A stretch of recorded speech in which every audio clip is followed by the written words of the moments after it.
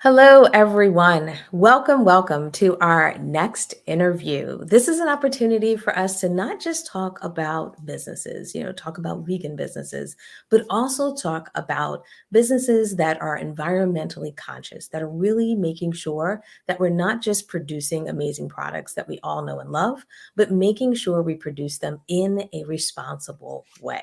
And I'm really excited about having our guest here today, Angie, because I really think we can maybe peel back some of the layers and get a little bit of insight into how and why Angie started her business, but even kind of some of the ups and downs of creating these businesses. We know that our communities, our society wants more and more of these businesses, but we still have to displace the other brands, the other businesses that many people either have been using for a while or unfortunately are taking up space, but at the same time, not taking care of our earth and our planet. So, I want to talk about, what do we do to get more visibility for businesses like Angie's, making sure that these brands are not only soaring, but individuals are truly embracing the idea that a business and a brand not only has a responsibility to the customer, but also a responsibility to us kind of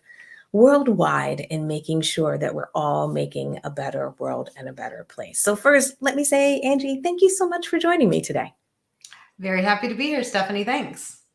So let's give everyone a little bit of background before I start jumping in all the details on why and what, and just throwing questions at you. Let's give people a little bit of introduction of your business. Let's tell them about Tangie and tell about what you offer and why you started the business, why you had this calling for it, and what was really kind of your passion behind it. And then we'll talk about, life today and life maybe in the last couple of years, and some of the maybe amazing things you have planned in the future.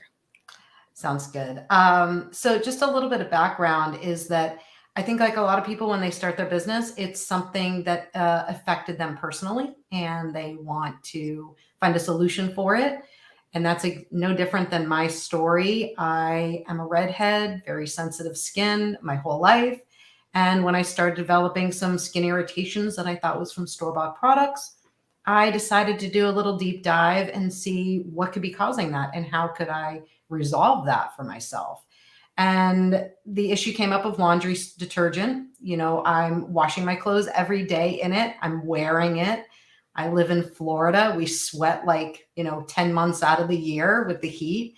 And I began to think more about that, the logical aspect of our skin is like a sponge. Not only am I letting stuff out, but what am I taking in? And that's kind of where it started for me was let me see if I can improve this situation for myself, maybe even resolve some, issues. And I just started tinkering away in my garage, researching ingredients, seeing if I could make a laundry soap that worked for me. And I did. And I then started exploring more cleaning products around my house. It's kind of like that when you see, you buy a red car, then suddenly all you see is red cars. It's like you become much more hyper aware of those things around you. And I think that's what started happening for me.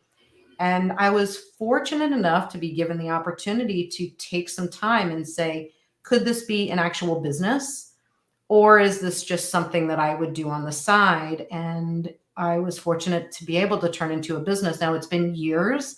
It's been a very long road turning it into, an established, profitable business, but it has been a really good journey along the way. And I've been able to solve more problems for myself along the way and learn more to implement in my personal life, which fortunately also leads into my business life. So what I've done is I've not only made good household cleaning products and personal care products made out of natural ingredients, but I've also transitioned them away from any plastic packaging. I've gotten rid of the bottle for, liquid laundry soap and the bottle that's normally required for like liquid hand soap. And those are big changes in my business that really started to set me not only apart from my competitors, but it allowed me to be in alignment with more of my business, how I was showing up in my business and how my business was showing up in my personal life, because I choose to be, more thoughtful in my purchases and packaging when I'm in my home. So that really started to show up really nicely in my business as well. Did you ever struggle with how to do it? Meaning, a lot of times when we're building businesses, we know where we want to be.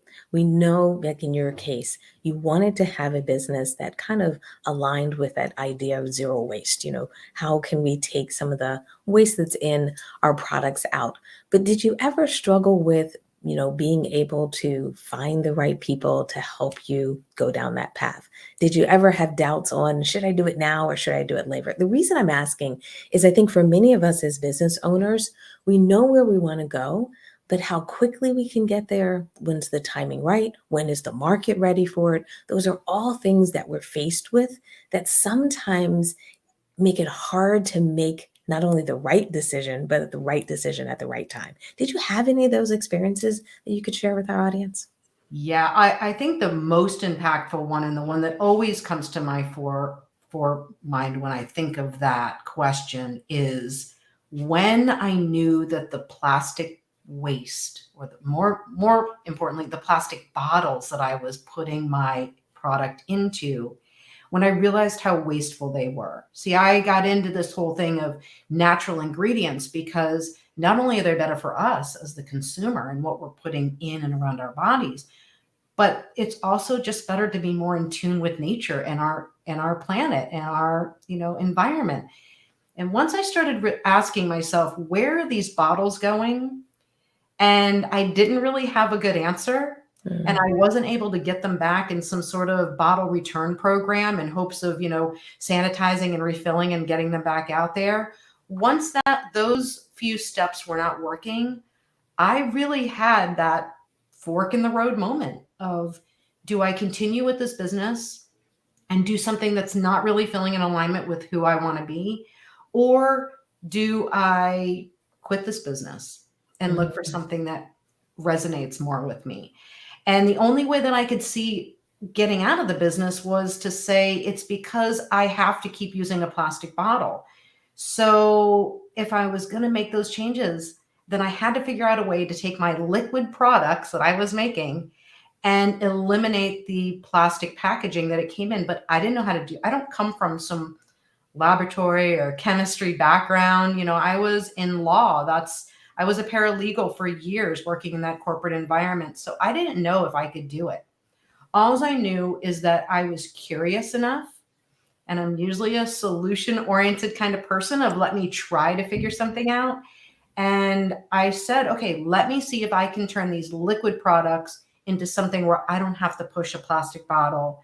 And that's what I did. I spent a few years, probably a lot of money, a lot of time, a lot of headache, and reformulated and tinkered away with these different ingredients and figured out that I could turn like a liquid laundry detergent into a paste form, or more of a solid form, that could simply be packaged and sold in a small, thin cardboard box, much like a deck of cards, a deck of playing mm. cards. And it's no bigger than that, actually. It's the same size.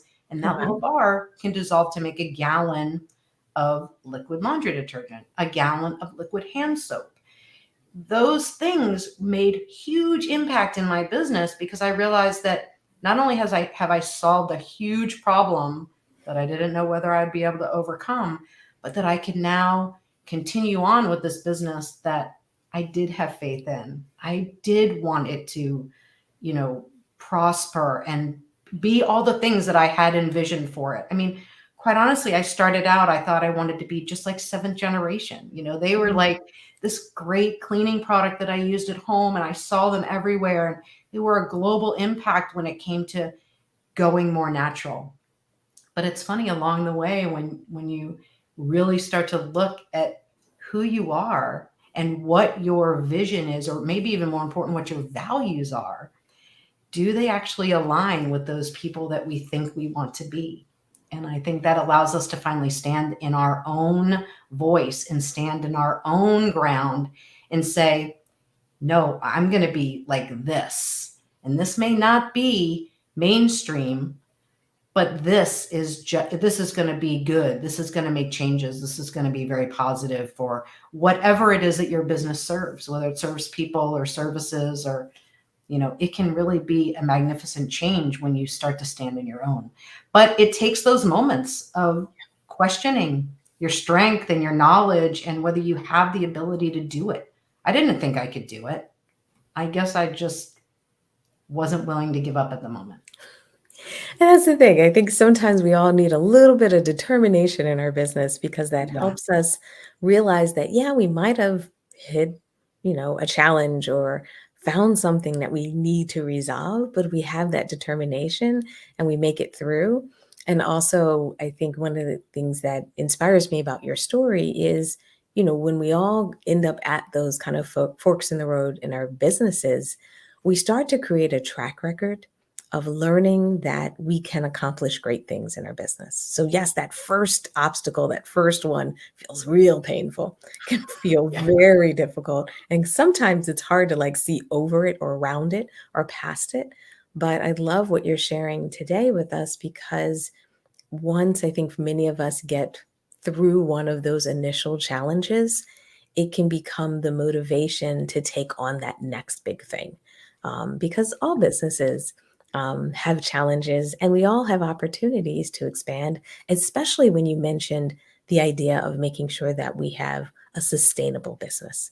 Because I think for a lot of people, we start with the idea of a business, which can sometimes feel a little more glamorous than the reality of a Yeah. business. Yeah. So the more we get closer to those realities and we are challenged by these items, I think we can really start to get grounded and our businesses can take a really big turn towards not just profitability, but a turn, like you said, towards those really key values, some distinguishing features about a business, and can also build an amazing following because you start to connect with your customers in a whole different way. Like, what was the experience when you made some of these changes? Did you get some initial feedback? Did you get ideas from people? How did you maybe use or leverage customer feedback to kind of guide how you should be packaging your products, how you should be moving forward or making changes in your business? Well, initially, it was the response of, oh, this is great. It was imagine me going to a store and telling that store owner, okay, instead of you having to put this big gallon jug of liquid on your shelf to sell, you're going to put this little box. Like I said, it's no bigger than a deck of playing cards, right? So Mhm. you're freeing up all this shelf space and, that's their money space. So it was received so well when it came to my customers. I think that for me, the harder part was to say, am I in over my head? What am I doing? Mhm. How am I going to now produce this? See, because sometimes solving one problem opens up the door for a plethora of other problems that we never saw coming. So then it was to me, okay, great. Now I'm doing this very untraditional thing. How do I how do I keep up with production? How do I even do production? How do I set it up? I didn't know any of those things yet. So it was to answer your question, the customer response was really great. And then when I started getting that kind of feedback through social media, I mean, we're going back well over 5 years ago, that I really made that change. So I wasn't using social like kind of we are today. Yes. But getting that feedback, even from my customers through emails and stuff, was really powerful to know that not only were they appreciating that this product still worked, they were also seeing the value of, wow, I'm not throwing this big old plastic jug away every 30 days or, Mhm. every 2 months, buying another big jug. I could just refill it. Like it made sense. It didn't take much for people to say, yeah, this seems better. And as long as things work for people, then they're going to start, that saying, vote with your dollars, Yeah. right? That they're going to start putting that money into Tangie as opposed to other bigger brands because they see that point of value for themselves and it continues to work for them.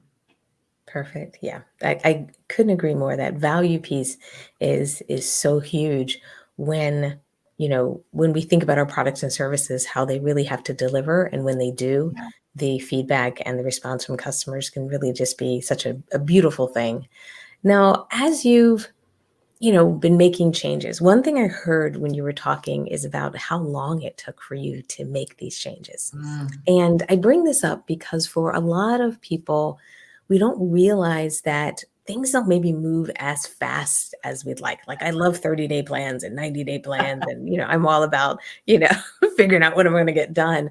But often to shift our businesses, to grow our businesses, to scale our businesses, it can take some time. Can you maybe talk about how do you pace yourself and kind of, manage that patience that growing a business, especially in a very unique way, what it takes to get there, and maybe how do you keep yourself motivated and engaged when you know that you have to be in it for the long term?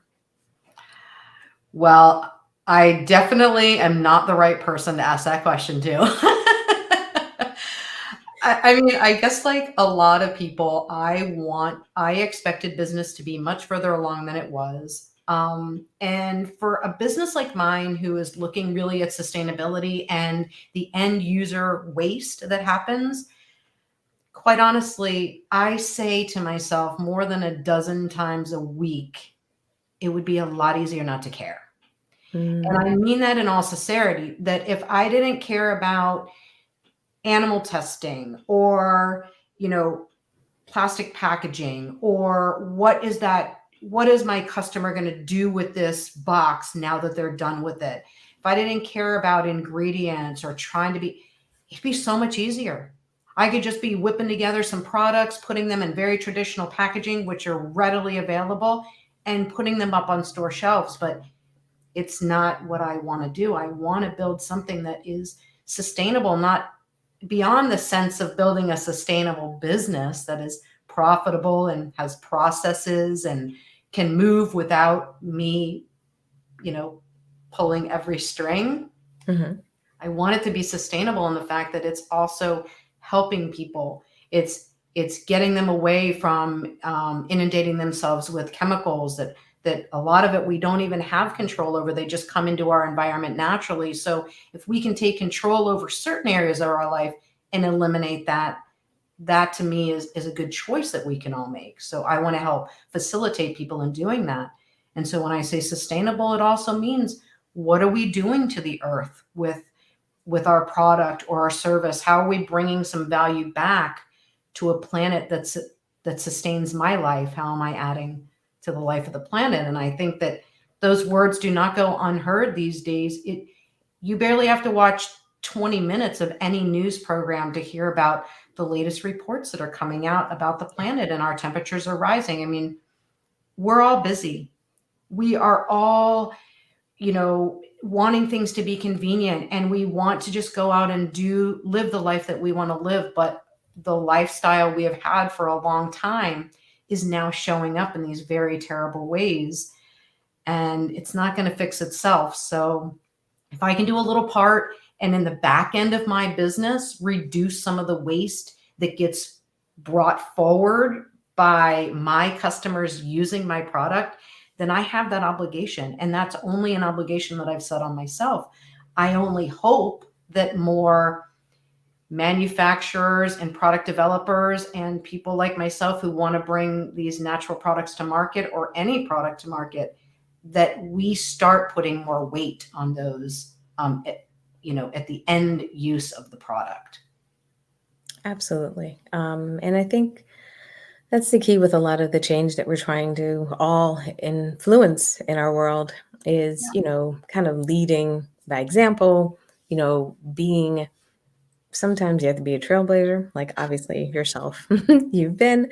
And sometimes it's also just making people think differently about it. Because your point about all of us being busy, I think sometimes we get so wrapped up in what we have to get done or what we haven't gotten done that we don't get that perspective on this is our world, this is our home. And if we don't take care of it, we're going to be in trouble. We're going to have problems, and we're already experiencing it, Yeah. especially with both of us being here in Florida. We can feel it with everything that's happening, even just from a weather standpoint.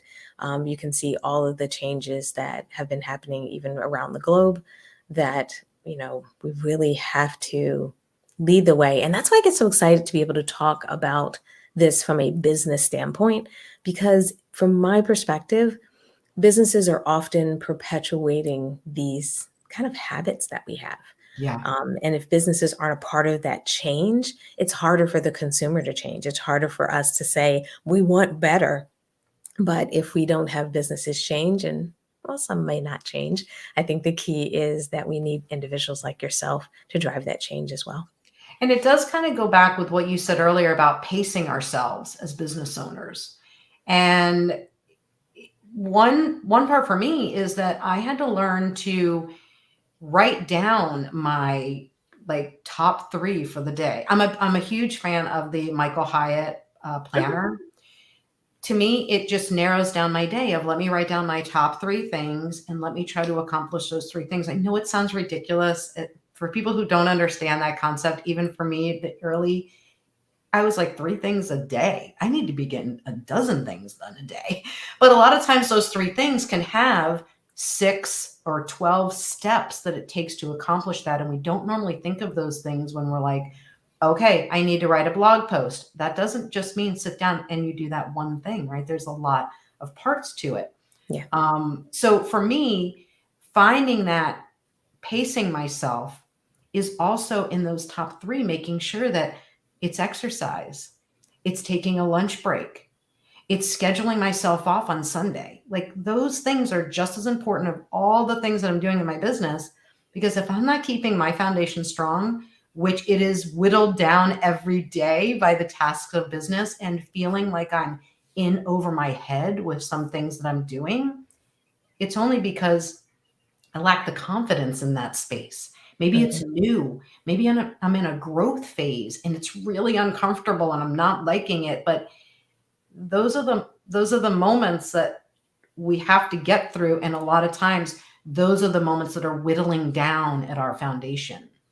And I find that if I'm not keeping up with my planner and I'm not reminding myself to do those things, because I'm more of like a driven person, it's like, okay, I'm just going to get this stuff done and get through but it can't be like that. There has to be some balance and it's not always easy to obtain. I have to work at it and remind myself that my daily 3 is not all about business.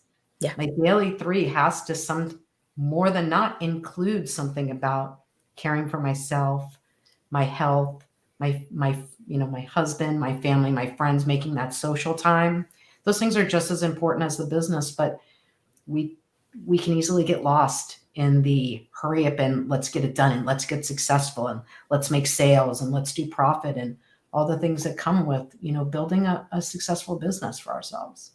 Absolutely. And I think it even goes to what you were talking about earlier. Like we talked about the values that influence the product, but there's also the values that influence how you work, the values in how you treat yourself. Because, when we get those values in line, then we also pass those same kind values onto people who work for us. We pass those same kind values onto partners and vendors. And it makes really working with brands and individuals a better experience. And we can still be assertive. We can and still be, maybe assertive wasn't the word I wanted to use. We can still be driven. We Driven. can still be individuals that are ambitious. That's the word I was really looking for. But at the same time, we can do it in a way where we're kind to ourselves. We can do it to a way that we replenish ourselves. And we can do it in a way where we're also taking the time, because that's one of the things I've been working on this year, is really making sure I'm taking the time to develop out the culture I want in my business. So when I Mm. have team members or hire people where people interact with people beyond myself, that there's a different experience that they have. It's not just the goal and the thing to get done, but the journey that it takes to get there. Well, it can be stressful and, it just has the nature of what propels us forward. But the idea is that we do it as a team, we do it together. and we pace ourselves, like you said. So as we, I guess, look forward, as we move forward in your business, what's new? What's going on now? Because I know as many of us start our businesses, there's current challenges. Yeah. But as we're, and then we get into that phase where we have to change and shift our businesses. But what's happening now that you're working on, or what's a new project that's maybe putting you in that stretchy space again? Well, definitely the new project is that we just opened up a warehouse. We have a Tangie distribution center in Mount Dora, Florida.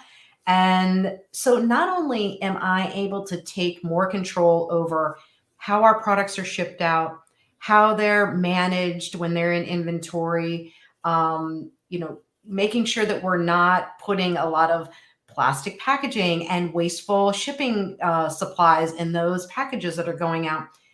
We've taken that control back as a company, and it feels so good. Now, there's a whole bunch of learning curves and experiences that are coming with running a warehouse, but I'm always looking to expand my knowledge. So to me, it's like, okay, I don't understand this part. Let me go to YouTube. Let me seek out somebody who is doing this, who's forward on the path than I am, and let me see what I can maybe take from them that it'll apply to my business and will help me overcome that issue. So the warehouse, as exciting as it is also, leaving me feeling on some days, what have I done? I've added more stress to my life. I've bitten off more than I can handle. But those days are fortunately fewer and far between as we're getting into a rhythm there. But really, I think the most exciting part of not only Tangie having control over what we ship out is that I can now offer this as a service to my customers. So customers that I white label for or private label for, or even like a drop shipping client can now inventory their products with us. They know that we are doing our very best in being, low waste, working our best to not use any of the, plastic tapes, and always forward thinking and researching options for labels and, minimizing those kind of areas that most third-party fulfillment companies do not care about. Quite honestly, they're looking to move through the masses of products and shipments because that's where they're making their money. And I get that we all have to be profitable. But again, my value stands on trying to be sustainable for the planet in addition to myself as a business. So I'm really excited that we've made this commitment to the new warehouse. And quite honestly, it came out of a total tragedy that happened with the company that I was with for the last 3 years, who was doing my fulfillment. So sometimes we do have to take those moments of, wow, how am I going to come out of this, Yeah. and these high levels of doubt, and just be open to hearing things that are coming in. Doesn't mean we have to act on everything that's coming in at that moment when you're feeling less than capable, but just be open to knowing. I know this will sound a little woohoo, but be open to the fact that the universe has some answers for you. You just have to be willing to have your ears open and listen. And that's what I did. And I took that leap of faith with the warehouse. And so it's really exciting time right now. So first off, just congratulations. I know we talked about it before, but it is just so exciting to hear about that, because it's such a next amazing evolution in your business. Yeah. Also, it's amazing that you have the ability to have it local and close to you, which I think is really exciting about it. At least gets me excited Yeah. about it. And I also just want to commend you on making the leap. I think for many of us, we get to those crossroads, we get to those places in our businesses, and it's hard to know, should we take a step forward Yeah. or should we wait? That confidence sometimes that we need to say, I know this is going to be hard. I know it's going to be different. Like you said, there's going to be a lot of unknowns. It's Or going to maybe be it's gonna big expensive. yes. Like, how am I going to pay for that every month? Can I really afford? I mean, that's, from that perspective, it's pretty overwhelming, kind of saying, okay, am I going to take on another bill, another electric bill, another internet bill, but there has to be that faith moment. And when I really thought about whether I could go forward with this, I reminded myself that I had other faith moments along my way. And I did jump in the deep end of the pool a couple times and I didn't drown.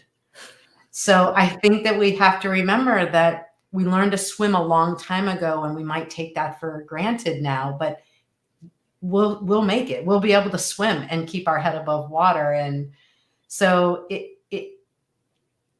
at the same time, you can't always remember those things alone. So it's important to have community. Yes. Like I didn't obviously sit by myself in my office and think of all these things. It was a matter of sharing my feelings with my partner, with my friends who I knew I could either just vent to, because sometimes that's important. You're not looking for answers. You just need somebody to vent it out to. And then also talk to other people who have a similar scenario or are in business that can relate to these anxieties and these stressful moments that you're having, maybe for the first time, because maybe this is the first time you're having that particular experience. So, people to lean on, they're important. Absolutely. That support system is so vital and so key. So if people want to get in touch with you, if people want to support you, if people are excited as I am about, the new warehouse and really all these great things that are happening, how do they get in touch? What website, URL, social media should they go visit so that Sure. they can buy, and support you? That sounds great. So I'm available at Angie at wastefreeproducts.com. Of course, I regularly give out my cell phone number. I encourage people to text me, to call me. I don't think that we should be that disconnected. Not everything needs to be on chat or not everything needs to be on the email. So certainly if somebody has a question, reach out to me directly. My number is 954-439-0310. Again, that number is 954-439-0310. You can always find us on social media. I think like all of us, we're out there, Instagram, Facebook at wastefreeproducts.com. But what I want people to do is to learn, whether it's in your business or whether it's in your personal life, learn ways, easy ways to reduce your own waste. And I don't care whether it's food waste, packaging waste, whatever it is. So go to wastefreepledge.com and download a free copy of my book. I wrote about a 100-page book on going plastic free room by room. And it's simply from my experiences and all the research that I've done to take that knowledge and build my business with it. But more importantly, that I've also used some of those, what I've learned along the way as new habits for myself to better those things that I put in and around my body. So go to wastefreepledge.com and you can download the book for free and see what kind of changes you can make to better your own scenario around yourself.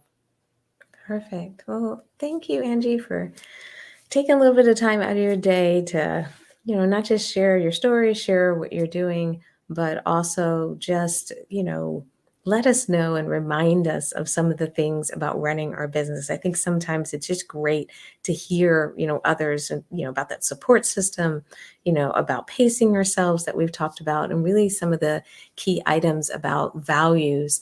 I find as an entrepreneur, you know those things in the back of your head, or you've read about them or heard about them, but sometimes we need a reminder, Yeah. which can help us kind of retool or sometimes get out of a rut that we might be happening.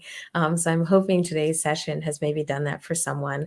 So before we wrap up the interview today, do you have any final words of wisdom? Anything you'd recommend for someone who's maybe been running their business for a while and they need to make a change, or they've been affected by everything that's going on in the pandemic, or if you just have some general entrepreneurial advice, I'd love to share that with our audience before we wrap up.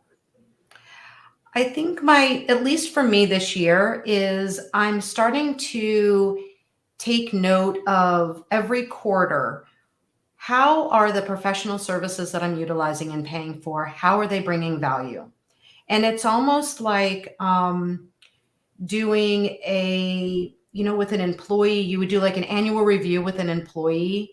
I'm scaling it down to every quarter and analyzing all the professional services that I'm using. So I feel like as we're becoming more of this gig economy and we're hiring people to do these individual jobs, that we might get in a rut with them and not realizing that they're maybe either they are bringing all the value to the table and maybe even more, and we should take a moment to recognize them for that and show our gratitude to them that, man, I'm so grateful for all that you're doing and you're rising to these occasions, and let them know that. And then secondly, maybe they're not bringing everything that was expected. And sometimes that's accountability that you need to either share with them that that you're not getting what you want out of this, or you need to start looking for somebody else who will fill all the avenues or, expectations that you have, and not just take those things for granted. We can easily get stuck in that routine because we get so busy, especially as a solopreneur or somebody with a smaller team, that you kind of are losing focus of really all the tasks that everybody's supposed to be doing. So I'm just scaling it down to every quarter so that the year doesn't get by and I'm realizing I should have made a change maybe in quarter 2, not quarter 4. Perfect. That's great advice. Definitely make sure you have that transparency. And like you said, Yeah. sometimes it's just a simple conversation around accountability, or an opportunity that someone that knows your brand, knows your business, has worked with you. Maybe it's an opportunity to expand with someone who's, been an amazing talent in one area. Maybe it's time to look at them expanding to a new area. So wonderful, wonderful advice. Thank you so much for joining us live today. Thank you so much for sharing.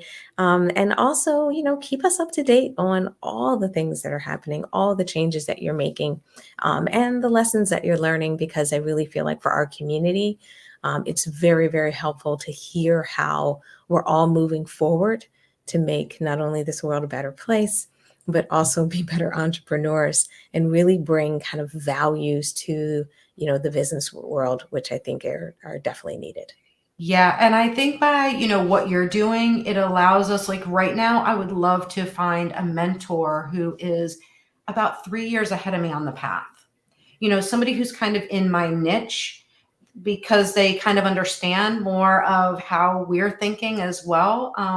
And I think by what you're doing, by showcasing business owners and where our trouble spots are, where we're thriving, that we can maybe find that mentor who would bring us value. Because like personally for me, if somebody were to call me and ask me a question, and they do send me emails, other business owners asking questions, I am more than happy to take the time to do it. And I got to believe there's people in front of me who feel the same way. I just haven't found that person yet, or those people. I shouldn't even say that person. It will be multiple people along the way to kind of answers those specific questions that I have. Yeah. Yeah. And I love how you said it, that, it's next, it hasn't happened yet. Right. Because sometimes, it's, conversations like this, sometimes it's a post or even a recommendation. I just noticed Todd stopped by. Sorry, Todd, I missed your message earlier, showing some love. And also just making a recommendation around, finding a mentor or board of directors. I know a lot of people have done it that way, in their businesses. But the idea is, when you have those board of directors, sometimes you get a little bit of different things from each of those groups, or advisory board or so forth. So just wanted to share, Todd's message, and so glad, Todd, that you showed up and said hello, and also shared the love for, for these amazing products, that Angie and the team are. Thanks, Todd. So with that, we're going to wrap up today's session. Thank you, everyone who joined us live, whether you made a comment or not, whether you are watching as a replay or listening to us on our podcast. We so appreciate you stopping by. We hope today's session was inspirational, no matter where you are on your journey, because we find that sharing, talking, and also opening up a little bit about what's happening inside our businesses. It's just a great way how we can all help each other. So everyone take care, and I'll see you in our next interview. Goodbye. Bye.